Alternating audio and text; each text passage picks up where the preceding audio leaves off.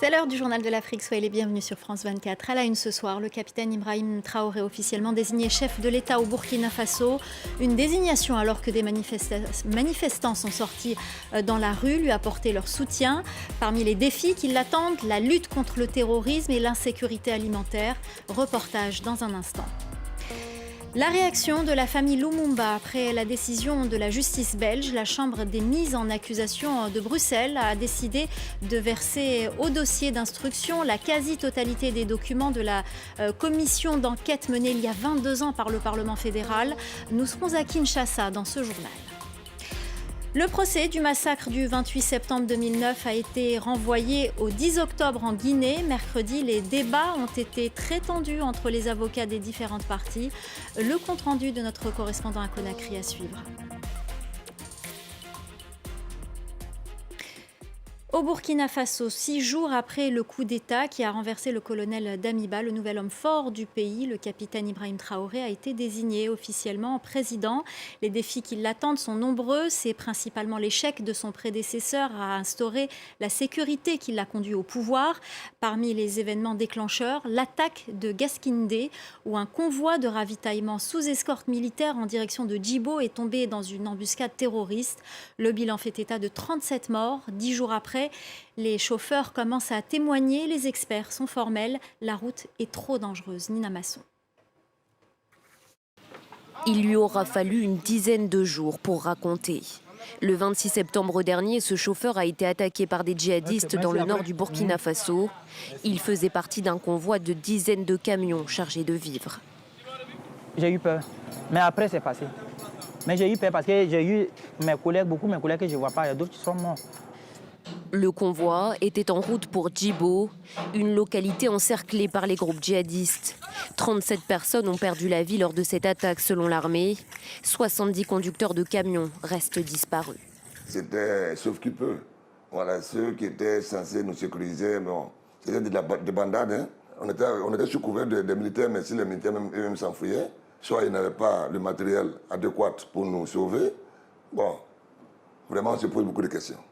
Selon ce consultant en sécurité, la violence de l'attaque aurait précipité le coup d'État quelques jours plus tard. Moi, je l'appelle l'axe de la mort parce que c'est un axe qui est entièrement contrôlé par les groupes armés terroristes. À partir de Kongus-Bourzanga, Bourzanga-Djibo est entièrement contrôlé par les groupes armés terroristes. Alors, donc, envoyer une telle escorte, c'est aussi envoyer les hommes à l'abattoir. Et pour cause, 5 jours après le drame, un putsch militaire, le 5e en 2 ans dans la région, balayait le pouvoir en place à Ouagadougou. Énième attaque dans une région du Sahel meurtrie depuis 10 ans par la violence djihadiste. Gaskindé apparaît comme un nouveau symbole de l'impuissance des États à sécuriser leur population. Et cette insécurité a des conséquences graves sur les populations. La ville de Djibo est sous blocus des djihadistes depuis le mois de février. Les habitants manquent de tout. Lundi, 8 enfants sont morts de faim dans cette ville. Cette insécurité alimentaire touche d'autres régions. Reportage de notre envoyé spécial au Burkina Faso, Ange Nomagno. Bibata est une déplacée interne de Kaya, une localité du nord du Burkina Faso. Mère de 7 enfants, elle a dû quitter sa région natale pour fuir les attaques djihadistes. Aujourd'hui, elle peine à nourrir sa famille. Les denrées alimentaires sont maigres, notamment à cause de la sécheresse.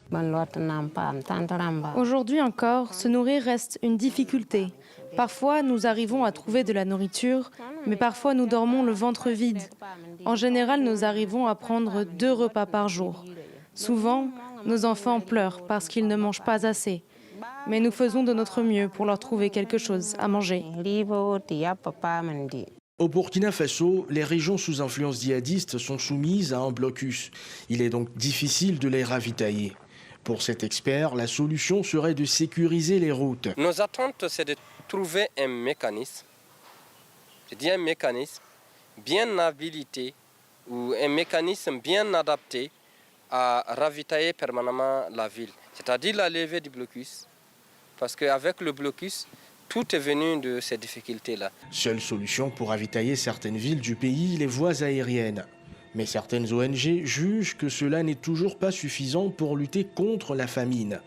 Selon elles, il faudrait plus de financement. Nous avons besoin 590 millions de dollars pour financer la réponse humanitaire au Burkina Faso à ce moment-là.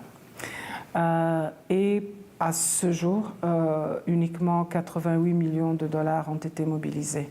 Au Burkina Faso, le taux d'insécurité alimentaire a presque doublé par rapport à 2021. Aujourd'hui, c'est plus de 600 000 personnes qui souffrent de famine dans le pays. On vous parlait hier de ce rebondissement dans l'affaire Lumumba. La justice belge a décidé de verser au dossier d'instruction la quasi-totalité des documents de la commission d'enquête menée il y a 22 ans par le Parlement fédéral.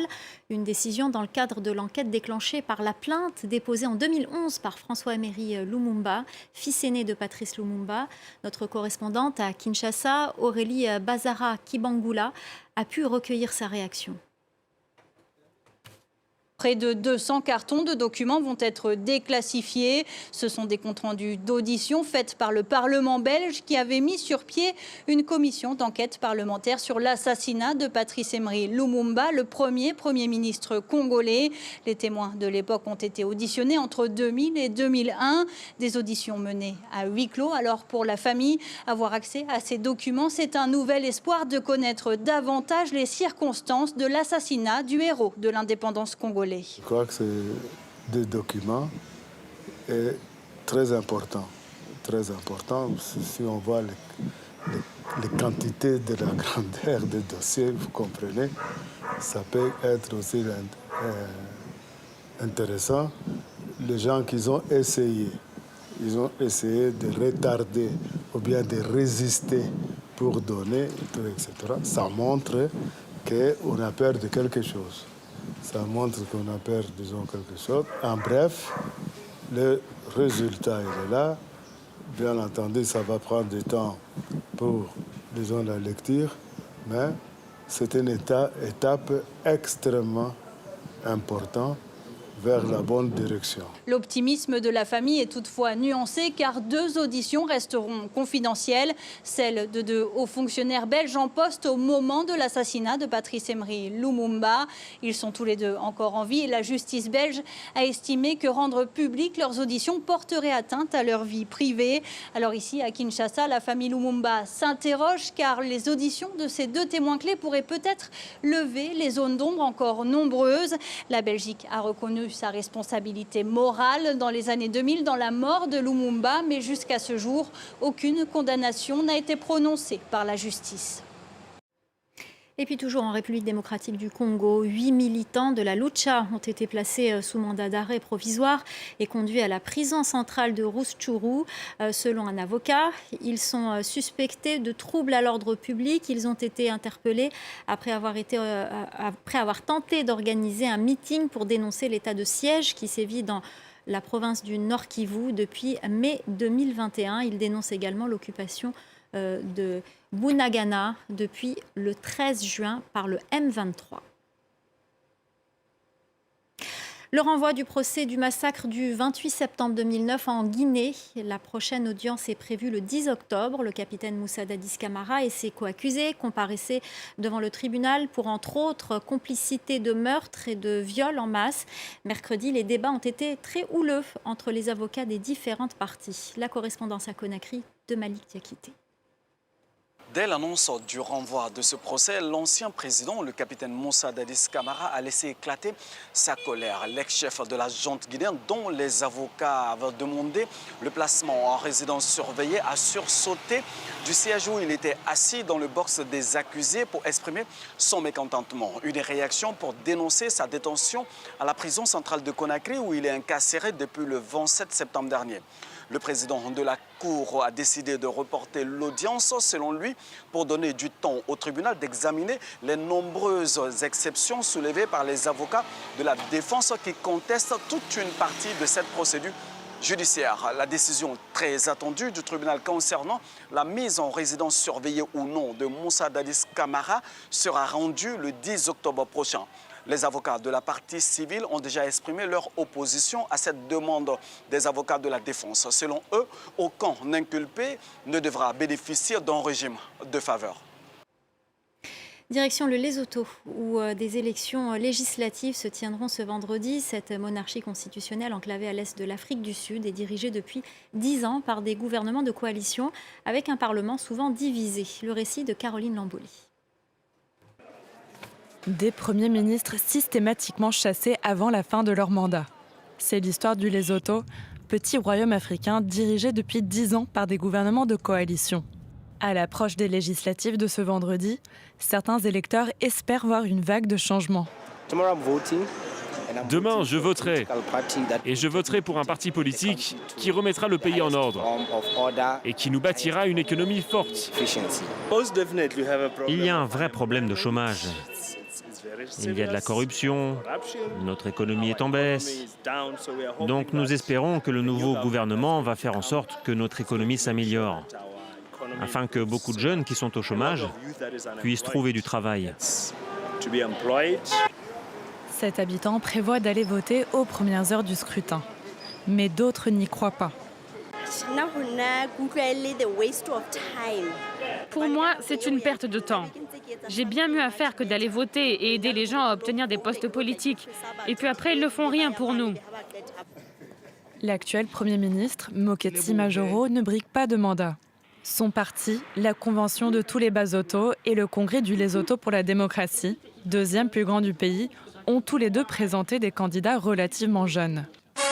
Mais la surprise est plutôt attendue du côté du Parti de la Révolution pour la prospérité, lancé il y a environ 6 mois par le millionnaire Sam Matekane. Il a fait fortune dans les mines de diamants et est considéré comme l'homme le plus riche du Lesotho. On part au Cameroun où la situation des journalistes est de plus en plus précaire. Certains cumulent jusqu'à 100 mois d'arriérés de salaire. Le syndicat national des journalistes du Cameroun est monté au créneau pour exiger le versement de ces salaires sans délai. Voyez ce reportage de Tony Michael Menga et Stéphane Noah. Des journaux à foison, le Cameroun en compte plus de 600. Des journaux les plus fantaisistes aux quotidiens les plus sérieux. Mais tous ont un problème en commun. Le paiement des salaires de leurs journalistes. La question est encore taboue. Mais dans la rédaction de cette radio de Douala, Alphonse a décidé de briser le silence. Ce journaliste de 52 ans a quitté le journal pour lequel il travaillait il y a 1 an.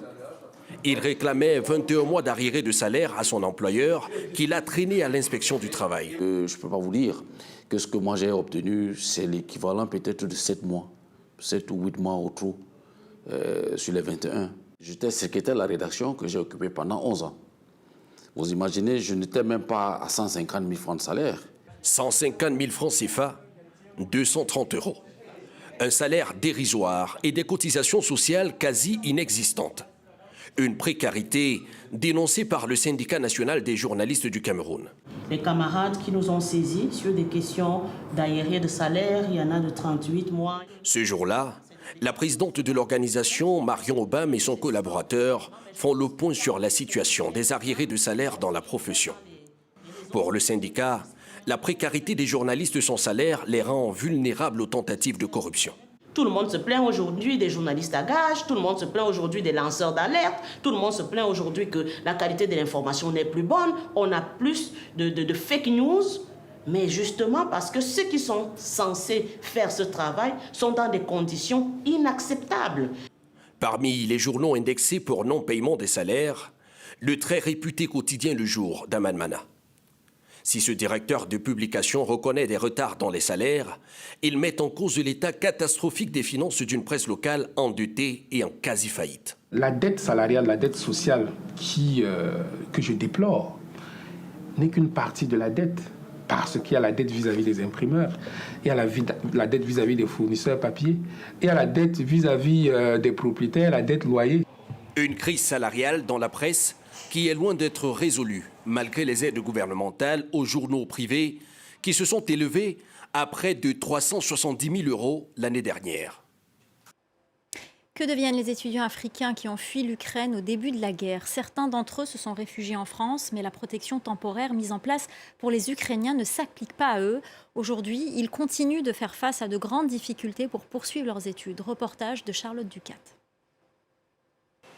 À son arrivée en France, Brucy a cherché des études dans le domaine de la santé.